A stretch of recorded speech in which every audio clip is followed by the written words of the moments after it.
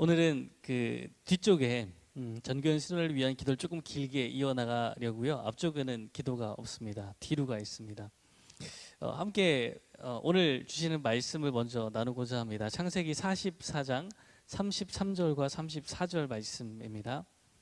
창세기 44장 33절, 34절 두 절의 말씀을 앞에 말씀이 있으니까요. 합독하도록 하겠습니다. 이제 주의 종으로 그 아이를 대신하여 머물러 있어 내 주의 종이 되게 하시고 그 아이는 그의 형제들과 함께 올려 보내소서. 그 아이가 나와 함께 가지 아니하면 내가 어찌 내 아버지에게로 올라갈 수 있으리까? 두렵건대 제 해가 내 아버지에게 미침을 보리이다. 아멘.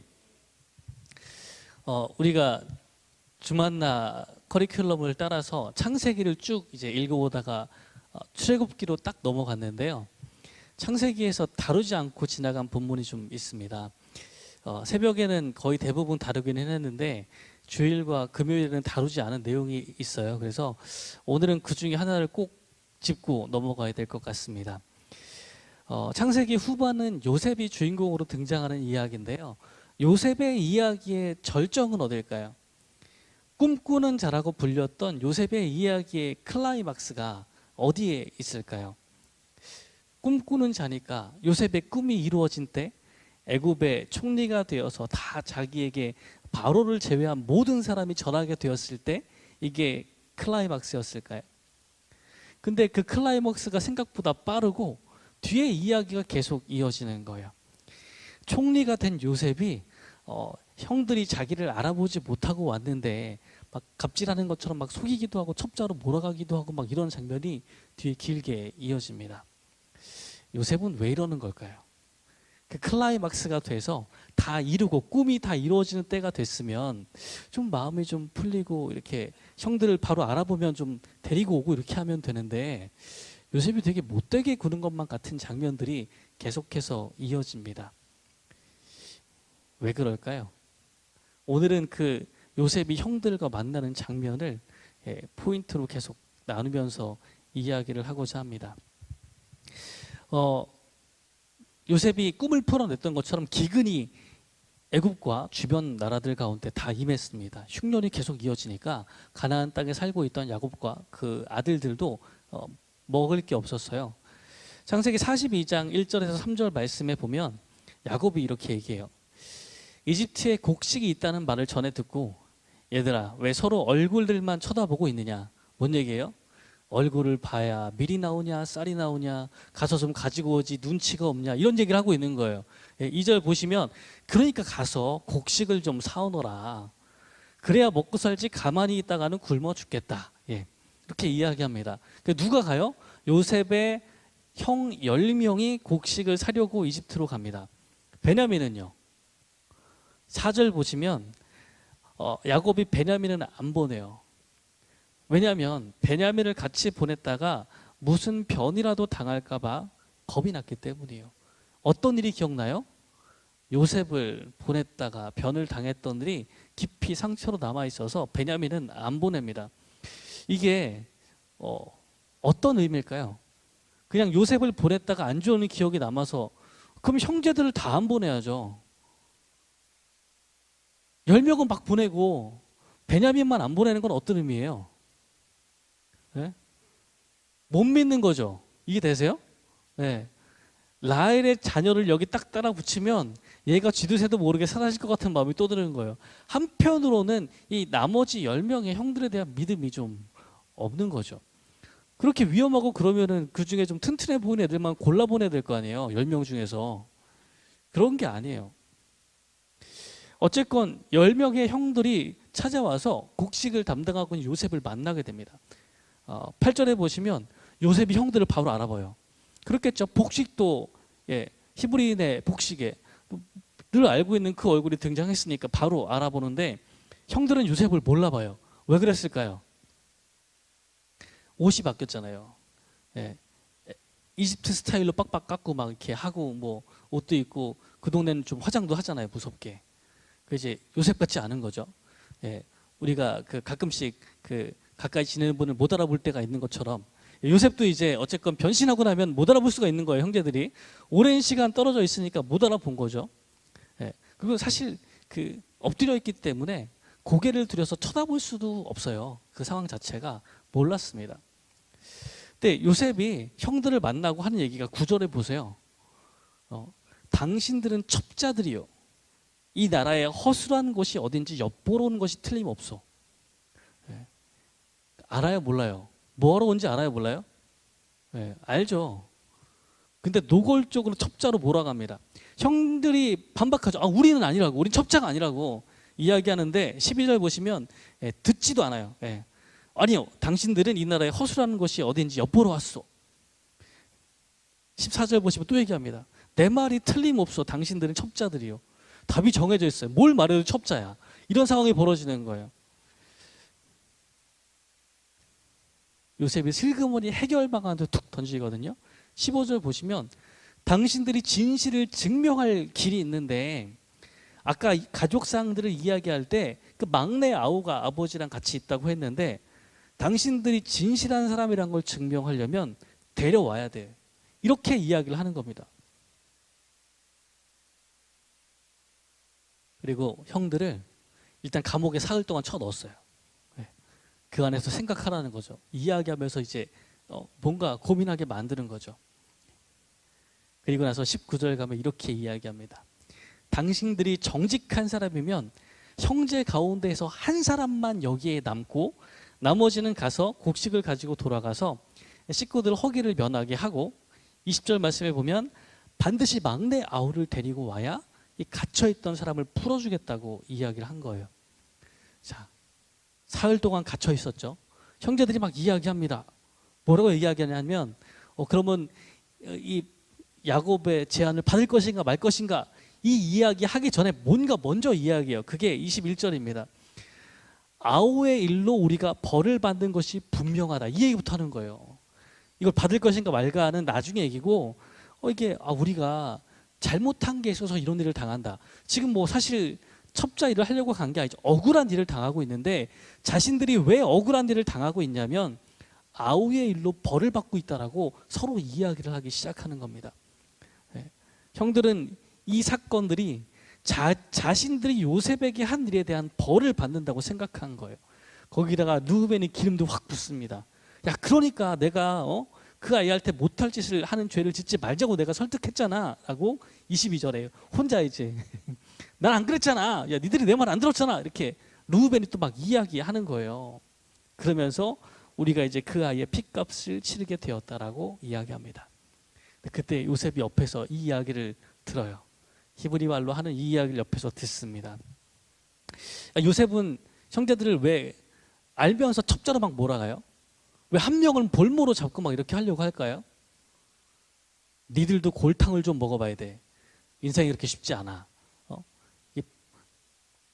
바득바득 갈고 있다가 그게 다 똑같이 해줘야 되는 건가요? 요셉이 계속 듣다가 이제 44장 24절에 가면, 근데 마음이 아파요.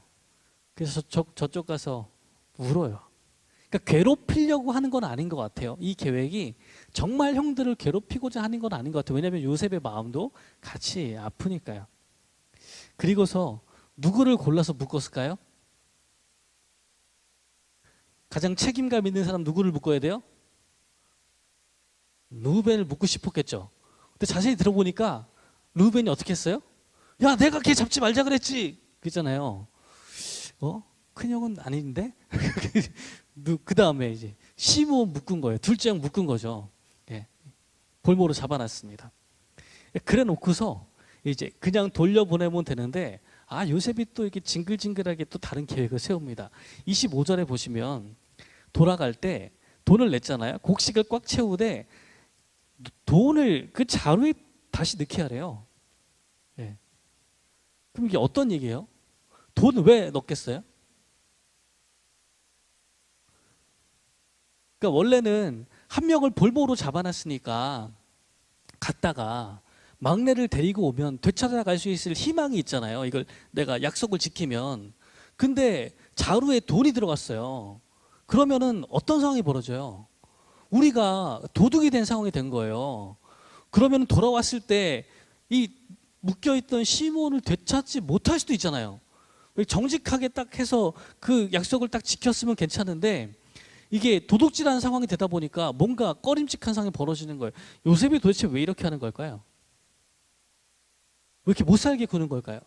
계속 마음 불편하게 돌아가도 지금 시몬을 찾을 수 없을 것 같은 불안함이 막 생겨나기 시작을 하거든요. 많은 성경학자들은 의도되는 거라고 이야기해요. 예를 들면 형들이 요셉을 팔았을 때의 장면 있죠. 요셉은 앞뒤를 잘 모르지만 자기를 팔고 나서 돈을 받아서 챙겨서 집에 갔잖아요. 지금 오늘 본문의 느낌이 돈 받고 판 건 아니지만 시몬을 여기 하나 빼놨거든요. 그리고 나서 자루에 돈을 들고 집으로 돌아가는 느낌을 만들어주고 있다고 이야기합니다. 요셉이 처음 팔려갔을 장면을 똑같이 보여주고 있는 거죠. 집에 어쨌건 형들이 중간에 그 돈이 들어있던 걸 발견하게 됐는데 집에 굶고 있는 사람들이 있으니까 어쩔 수 없이 곡식을 가지고 집에 도착합니다. 도착해서 이제 그걸 야곱한테 다 설명을 하기 시작했어요. 그래서 뭐라고 이야기하냐면 지금 시몬이 붙잡혀 있으니까 베냐민과 함께 가서 어쨌건 시몬을 살려오겠다라고 이야기를 해요. 그러니까 야곱의 이야기가 이렇습니다. 42장 36절에 보면 너희가 나의 아이들을 다 빼앗아 가는구나. 요셉을 잃었고 시몬도 잃었다. 그런데 이제 너희는 베냐민마저 빼앗아 가겠다는 거냐. 하나같이 다 나를 괴롭힐 뿐이로구나. 자세히 읽어보세요. 너희가 나의 아이들을 다 빼앗아 가는구나. 너희는 누구예요? 형들이죠. 나의 아이들은 누구예요? 요셉과 베냐민 느낌이죠. 형들은 나의 아이가 아닌가? 되게 기분 나쁜 얘기 아니에요? 이게 들을수록 어떻게 이런 얘기를 할 수 있을까? 예, 야곱이 나의 아이를 지금 잃어버린 요셉과 지금 뺏길 베냐민을 얘기하는 듯한 느낌이 확 드는 거예요. 이런 이야기를 듣습니다. 요셉을 잃었고 시몬도 잃었대요. 시몬 잃었어요? 안 잃었어요? 저희 멀쩡히 살아있는데 시몬 아직 안 잃었어요. 형제들은 시몬을 되찾기 위해서 빨리 가고 싶은 거예요. 근데 야곱이 뭐라고 얘기해요? 벌써 잃었대요. 아직 안 잃었는데 저기 살아있는데. 그리고서는 베냐민을 안 내주는 거예요. 르우벤이 여기 반응합니다. 37절에 보면 제가 베냐민을 다시 아버지께로 데리고 오지 못한다면 저희 두 아들을 죽이셔도 좋습니다. 막내를 제게 맡겨주십시오. 제가 반드시 아버지께로 다시 데리고 오겠습니다. 처음 요셉을 살리려고 할 때도 르우벤은 그랬죠.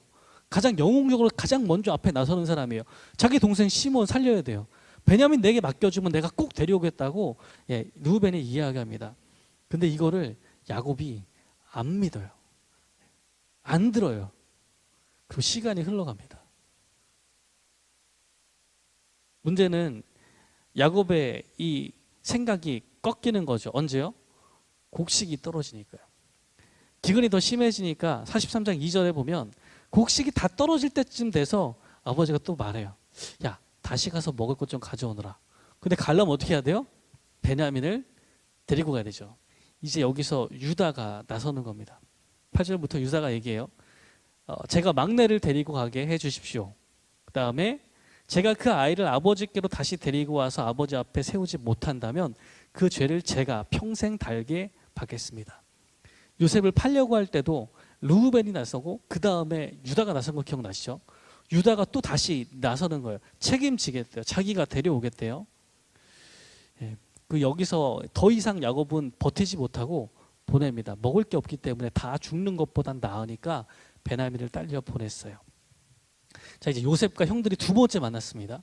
두 번째 만났을 때 27절에 요셉은 뭐가 궁금했겠어요? 자기를 너무 사랑했던 아버지 이야기가 궁금하죠. 제일 먼저 그거부터 묻습니다. 그 연세 많으신 아버지도 안녕하시오. 그분이 아직도 살아계시오. 이게 제일 먼저 묻고 싶은 거예요. 괜찮으신지, 내가 다시 만나 뵐 수 있는지 가장 궁금한 겁니다. 그리고 형제들이 대답하죠. 총리 어른의 종인 소인들의 아버지는 지금도 살아있고 평안합니다. 이 이야기를 들으면서 마음이 좀 한결 놓였을 거예요. 그리고 누가 보여요? 베냐민이 보입니다. 베냐민이.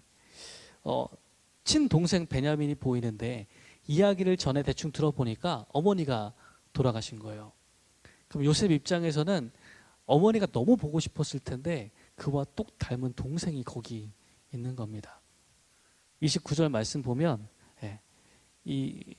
세번역에서 이렇게 번역합니다. 귀엽구나. 하나님이 너에게 복 주시기를 빈다라고 이야기합니다. 그리고 이 마음이 확 북받쳐 오르는 거죠. 그래서 30절 보면 저쪽 옆에 가서 몰래 울고 마음을 억누르고 다시 나옵니다. 그러면서 또 다른 계획이 또 시작돼요. 같이 밥을 먹게 되는데 형제들을 나이순으로 쭉 앉힌 다음에 베냐민이 맨 마지막에 있겠죠. 33절과 34절에 보면 밥을 주는데 베냐민한테 5배를 주는 거예요. 여러분 같이 가족끼리 밥 먹으러 갔는데 제일 많이 드시는 분은 몇 인분 드시나요? 혼자 5인분 드실 수 있네. 남들은 그 갈비탕 하나 먹는데 혼자 5개 드실 수 있어요? 그럼 그걸 주면 어떤 느낌이에요? 너무 티나게 베냐민을 편애하는 거거든요. 요셉이 독특하게 베냐민을 편애한 다음에 돌아갈 때 이번에는 은잔을 베냐민 자루에 넣었어요. 44장 1절 보면 가지고 온 돈을 다 그 자루에 넣되 그 마지막 베냐민의 자루에는 자기가 점칠 때 쓰는 은잔을 넣으래요. 5절 말씀에 그래서 그 말을 듣고 쫓아간 사람들이 아니 왜 그 은잔을 훔쳐갔느냐. 우리 주인이 요셉이 점을 잘 치는 사람인지 모르냐. 점칠 때 쓰는 잔을 훔쳐가면 어떻게 이렇게 잡습니다. 그때 이제 아직 자루를 열기 전이거든요. 근데 이제 유다가 대답하죠. 16절에 보면 우리와 이 잔을 가지고 간 아이가 모두 주인 어른의 종이 되겠습니다 라고 이야기해요. 잘못을 저질렀으니까 잔을 발견한 베냐민과 우리 모두도 다 종이 되겠다고 이야기하거든요. 그럼 이게 되게 이득이잖아요. 모두가 종이 생기는 건데 요셉이 말도 안 되는 관대한 제안을 하는 거예요. 관대한 제안이 뭐냐면 그 잔을 발견한 그 사람만 종이 되고 나머지는 가라는 거예요. 이것도 말이 안 되는 이야기겠죠. 왜냐면 모두가 종이 되는 거랑 한 명 종 되는 거랑 당연히 이쪽이 이익이니까 그렇게 하는 게 맞는 것 같은데 요셉은 굳이 베냐민만 남기고 다 돌려보내려고 하는 거예요. 이 이상한 일은 다 의도가 있습니다. 무슨 일을 만들고 싶으냐면 형제들이 했던 일들을 또 기억하게 하는 거예요. 라헬의 아들이 한 명 있는데 지금은 베냐민이죠. 그 한 명을 희생양 삼아서 다 버리고 너희들은 살아서 아버지께로 돌아갈 것인가를 묻고 있는 거예요. 한 명만. 내가 당했던 것과 똑같은 상황을 그 앞에 펼쳐놓고 있는 거예요. 너희가 시기하고 편애해서 너무 싫어했던 라헬의 아들이 하나 또 있는데 너희들 여기 버려두고 그냥 갈래? 라고 묻고 있는 거예요. 근데 어떻게 해요? 전에는 팔았잖아요. 요셉 버리고 갔잖아요. 이번에는요. 이번에 유다가 나서는 거예요. 30절 말씀에 유다가 이야기합니다. 아버지의 목숨과 이 아이의 목숨이 얽혀 있습니다. 베냐민을 안 데리고 가면 아버지가 죽으실 것 같아요. 그리고 32절에 자기가 약속한 이야기도 전합니다. 그 아이를 안전하게 데리고 오겠다는 책임을 제가 졌어요. 그러니까 33절 말씀처럼 이제 이 아이 말고 나를 소인을 어른의 종으로 삼아 여기 머물러 있게 해달라고 이야기합니다. 베냐민 대신 내가 주인의 종이 되겠다고 이야기하는 거예요. 요셉이 시험을 던졌거든요. 형들을 3번이나 골탕 먹이면서 전과 똑같은 일이 벌어져서 아버지가 사랑했던 그 편애하는 라헬의 아들이 있는데 당신들이 이번에는 팔 것인가 이번에도 그냥 놓고 돌아갈 것인가를 물었을 때 이제 유다는 전과 다른 모습을 보여주는 겁니다. 전에는 팔았는데 지금은 나를 베냐민 대신 종으로 삼으라고 이야기를 하고 있습니다. 45장 1절과 2절은 요셉이 유다의 이 말을 듣고 마음이 확연하게 무너진 것을 보여줍니다. 북받쳐 오르기 시작하는 거예요. 계속 눈물이 흐릅니다. 그리고 나서 사람을 물린 다음에 내가 누구인지 드디어 밝히기 시작해요. 내가 요셉이라고 밝히기 시작합니다. 그리고 한참 동안 울기 시작하는 거예요. 자, 그럼요. 요셉은 왜 이렇게 형들을 똑같은 일을 겪게 하면서 마음 어려운 일들을 계속 만들었을까요? 복수하고 싶은 걸까요? 용서는 쉽지 않으니까 똑같이 겪은 다음에 용서를 해야 되는 건가요? 친구랑 싸우면 어떻게 해요? 내가 조금 더 맞았어요. 그럼 용서할 수 있어요? 한 대 때렸는데 5대 맞았어요. 그럼 어떻게 용서하실 수 있어요? 용서하려면 어떻게 해야 돼요? 4대 때리고 똑같이 맞는 다음에 용서해야 되나요? 약간 요셉의 이야기를 내가 상처받고 당했는데 그냥 안 되니까 나도 이렇게 때려주고 이게 마음고생 좀 시킨 다음에 용서해 줄래? 이런 느낌인가요? 오늘 5절 보면 요셉이 이렇게 얘기해요. 마음이 바뀌었어요. 자기가 이집트의 종으로 팔려간 거에 대해서 생각이 바뀌어 있습니다. 요셉은 형들이 나를 보낸 게 아니라 하나님이 보내셨다고 이제 깨닫고 있는 사람이에요. 처음에는 그렇게 원망했는데 생각해 볼수록 하나님께서 큰 구원을 이루기 위해서 나를 여기 먼저 보냈다고 생각이 들기 시작하는 거예요. 8절 말씀처럼 실제로 나를 이리로 보낸 것은 형님들이 아니라 하나님이십니다라고 이야기합니다.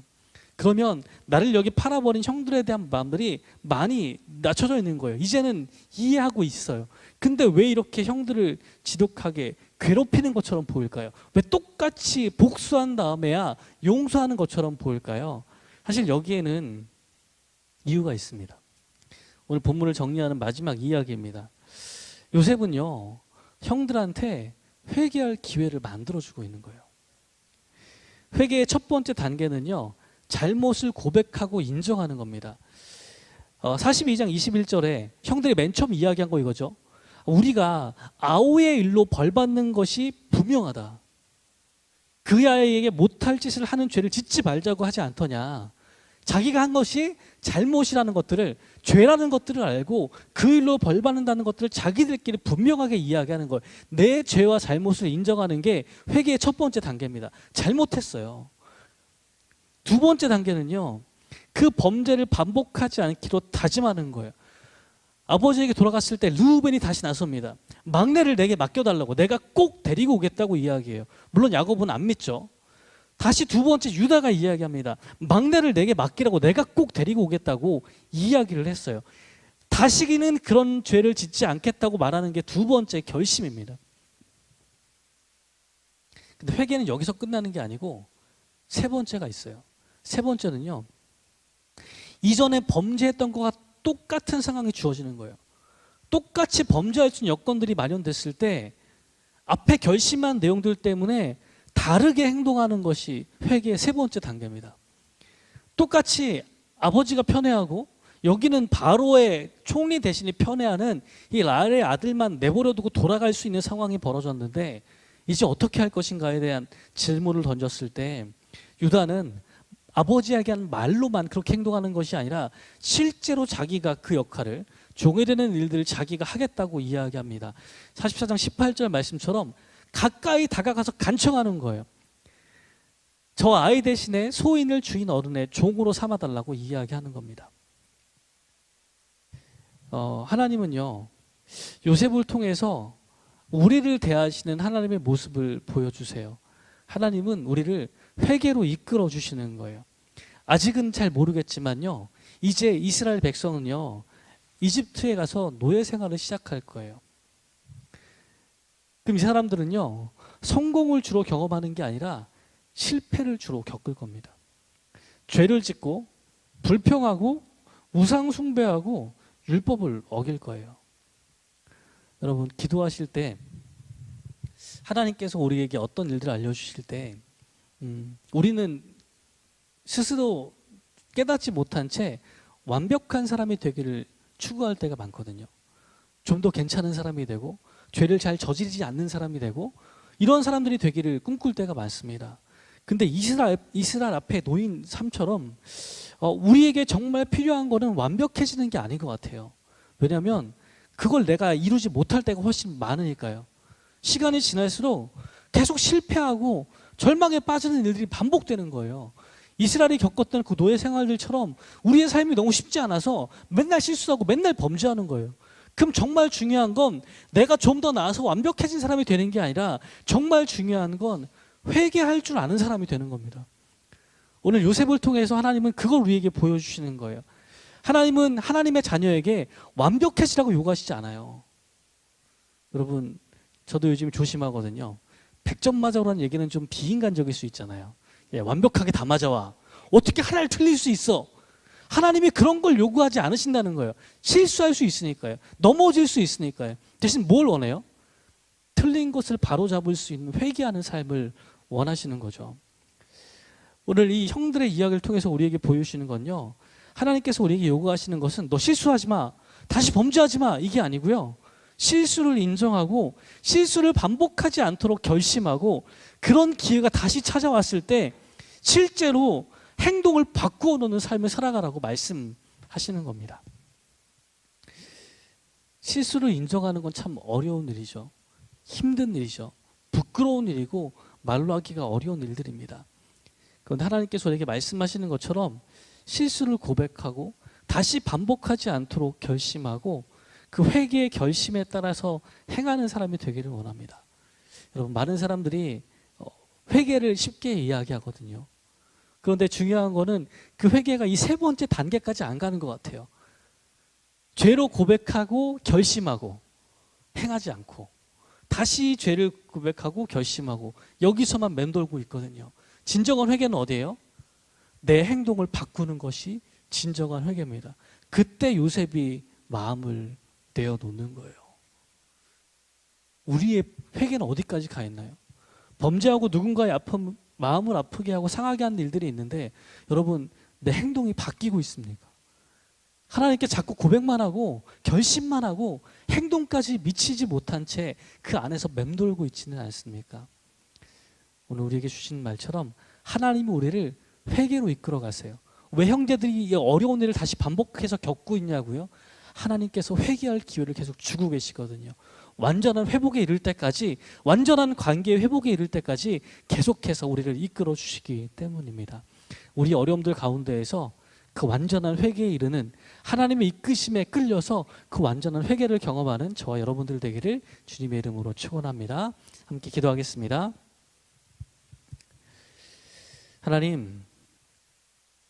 하나님께서 요셉을 다시 회복시키시고 꿈을 이루어 주셔서 애굽 온 땅을 다스리는 총리가 되게 하셨는데, 형들에게 모질게 대하는 장면들을 보게 되었습니다. 하나님, 우리의 삶도 하나님께 죄를 고백하고 용서를 구했는데 삶이 계속 어려운 일을 겪을 때가 있습니다. 우리가 범죄하고 실패했던 그 자리에 자꾸 다시 끌려가는 것 같은 때가 있습니다. 분노하고 하나님 너무 싫어했던 사람들을 만났던 때처럼 또 그런 일이 반복될 때가 있습니다. 주님, 우리는 그런 상황들을 잘 이해하지를 못합니다. 그래서 주님, 오늘 말씀을 통해 보여주시는 것처럼 하나님은 우리를 완전한 회개로 이끌어가고 계신다는 것을 이제는 깨닫게 인도하여 주시옵소서. 계속 실패하는 것이 아니라 완전한 회개에 이를 때까지 우리의 행동이 바뀌어서 이제는 그 잘못에서 완전히 다른 길을 갈 수 있도록 하나님이 이끌어 주신다는 것들을 발견하게 인도하여 주시옵소서. 하나님, 입술의 고백을 넘어서 결심을 넘어서서 하나님께서 이끌어 주신 힘으로 회개하는 사람이 될 수 있도록, 실수하지만 실패하지만 돌이켜서 다시금 하나님을 따라가는 사람 될 수 있도록 우리를 세워 주시옵소서. 모든 말씀 예수님의 이름으로 기도합니다. 아멘.